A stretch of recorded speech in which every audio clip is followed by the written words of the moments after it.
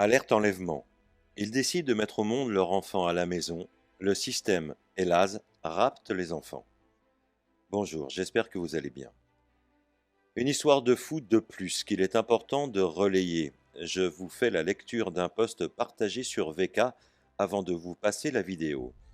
Noémie et Raphaël, jeunes parents ayant fait le choix éclairé de mettre au monde leur deuxième enfant à la maison sans assistance médicale, se voient arracher leur nouveau-né, Lou, de 7 jours, mais aussi leur petite fille, Nausicaa, de 2 ans. Ce vendredi 10 juin 2022, leurs 2 enfants ont été placés par l'ASE à Vitré, en Bretagne. Motif prétendu, suspicion de maltraitance. Motif réel, choix d'accoucher en dehors des structures médicales. Aucune raison légale et encore moins morale ne justifie ce placement d'enfant. La place d'un nouveau-né est dans le creux des bras de sa maman et ne doit pas être arrachée. Ces merveilleux parents doux et attentionnés et cette maman allaitante sont traités comme des criminels et ne reçoivent même pas les informations nécessaires afin de pouvoir rendre visite à leurs enfants qui ont été séparés dans 2 structures différentes. 10 policiers sont venus et ont arraché leurs enfants à ses parents aimants. Il faut que cela se sache, c'est une épreuve innommable. Partageons leur histoire, ça n'arrive pas qu'aux autres. Soutenons-les. Ils ont créé une cagnotte afin de faire face aux frais d'avocat pour les soutenir. Je vous positionne les liens Instagram de cette famille n'ayant pas cette application. Et si vous souhaitez me remonter dans les commentaires des informations, merci par avance. Je vous positionne également le lien de la cagnotte car malheureusement pour eux, ils découvrent ce système bien rodé et vont avoir de nombreuses démarches à réaliser afin de, souhaitons-le, récupérer leurs enfants. Prenez soin de vous et de vos proches. À bientôt, ici ou ailleurs. Portez-vous bien. Bonjour tout le monde. Je prends cette vidéo, c'est la première que je prends et je suis vraiment pas très à l'aise. Pas très à l'aise, mais j'ai vraiment besoin de raconter et de partager ce qui vient de se passer. Donc avec Raphaël, on sort de la pouponnière où on est allé pour demander si on pouvait voir nos filles, si moi je pouvais donner le sein à ma fille, si je pouvais lui donner mon lait et si on pouvait leur apporter des affaires. Et quels étaient nos droits de visite à partir de lundi, puisque la PMI nous a expliqué qu'on pourrait faire des visites 1 heure par jour, tous les jours, à partir de lundi.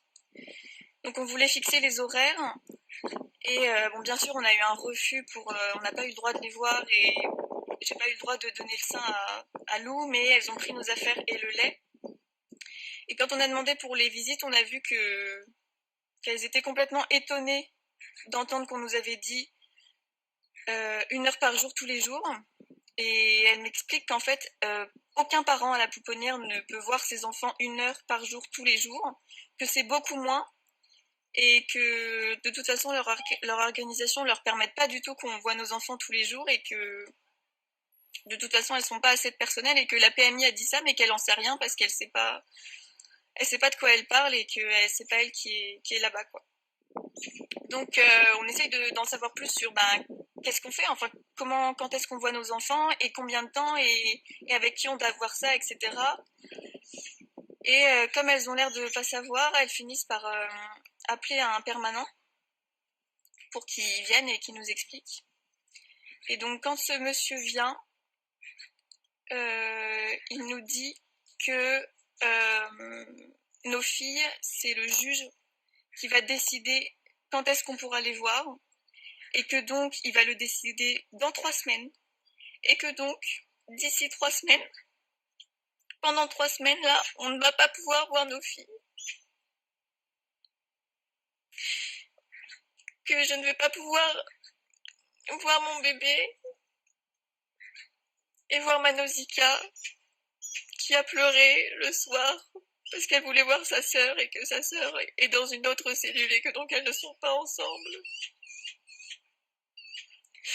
Donc il nous explique voilà, qu'on ne verra pas nos enfants pendant minimum 3 semaines jusqu'à ce que le juge décide de combien de temps on va avoir le droit de voir nos enfants.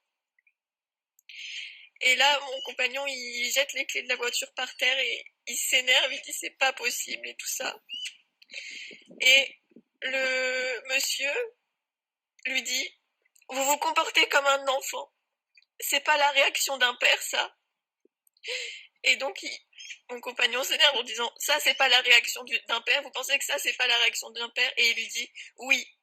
Et si vous continuez à vous comporter comme ça, vous ne reverrez jamais vos enfants. Donc, il l'a démonté comme ça. Il lui a dit plein de choses vraiment difficiles à entendre.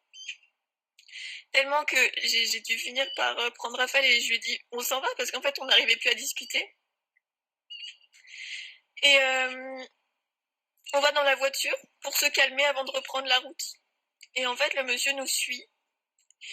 Et il nous fait signe comme ça avec la main de partir. Donc je sors de la voiture pour voir ce qu'il veut. Et il dit, vous partez, vous restez pas ici, etc. Donc je prends le volant et il vient vers la voiture. La fenêtre de la portière où Raphaël était ouverte. Et il commence à lui parler à travers la fenêtre. Et il lui dit, vous êtes qu'un enfant, monsieur, etc. Vous récupérerez jamais vos enfants. Et j'ai dû allumer le contact et fermer vite la fenêtre pour qu'il arrête de parler comme ça. Et on est parti.